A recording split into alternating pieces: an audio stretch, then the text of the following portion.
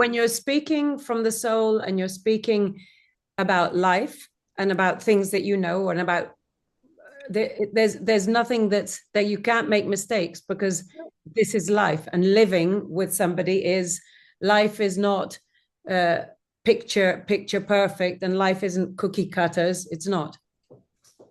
Absolutely. Alex Panayotou, living. Ooh, that's quite a subject. What do you have to say about that? You have a wonderful story of transformation. I'd love you to share. Well, what do I have to say about living? We should all be doing it. And I don't mean breathing and having our heart going boom, boom, boom. Right? Uh, we need to grab life and we need to live, uh, regardless of what's going on around us, sometimes in us. We really need to. And life is too wonderful not to be living it fully. Yes. And you've definitely done the living. You've been through the lots of different spectrums of living. Tell us a little bit about that. So I've been through the struggling spectrums early on and through my earlier years, very, very, very much so. So in fact, the less living and more surviving. And then I truly started living in the way I'm talking about it here, when I discovered I had a gift for running. So Oh, I started running, enjoyed it, and we're going really in a nutshell here. And where it brought me to, because I actually started living, listening to my inner voice, in fact. And this ties in, Linda, with the discussions we've had, that how important it is to actually listen to, not necessarily always to our logic, but to listen to our inner voice. And I started to run, and I started to run very, very, very long distances solo.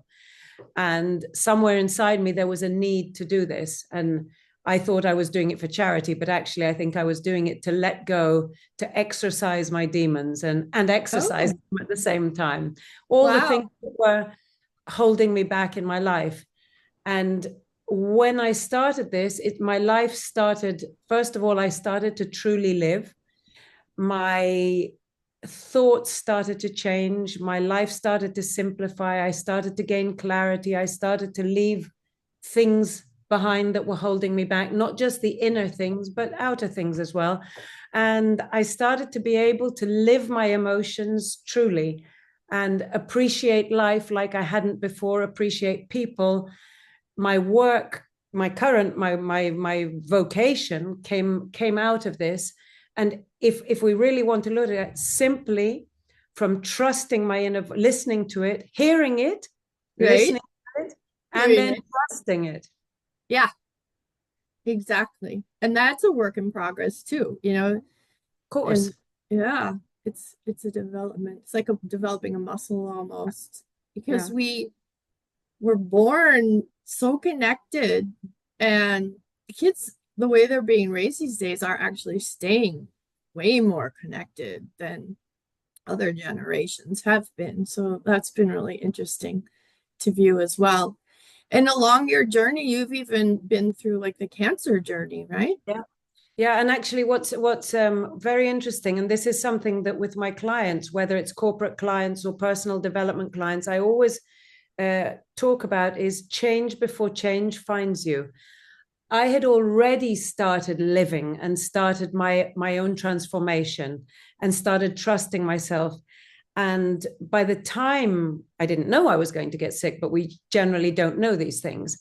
By the time this happened, I already had in place all the tools that I needed to be able to face that particular challenge, to face it, not just to face it and try to overcome it, but to embrace it like I do everything else in my life. And so what I said was, and that was without knowing if I was going to be alive a year from then. This was back in 2017 when I had the operation and got diagnosed.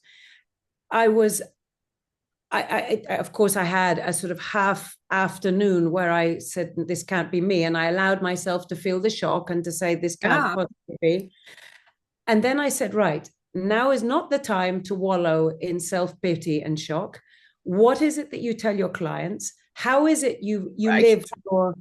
lived your running challenges, you live your work, What do you teach? You teach embrace challenges, not just face them, but embrace them. Positive attitude in every aspect. Control the controllables, which we can't control everything, nor should we. No. And live to the fullest. And so I start. This is how I faced it. And I said, I will win from this for however long I'm left here living. I'm going to live it. I'm going to embrace it. And this is how I'm going to do it. And this is now 6.5 years ago. I don't say that this was the sole reason that I got through it.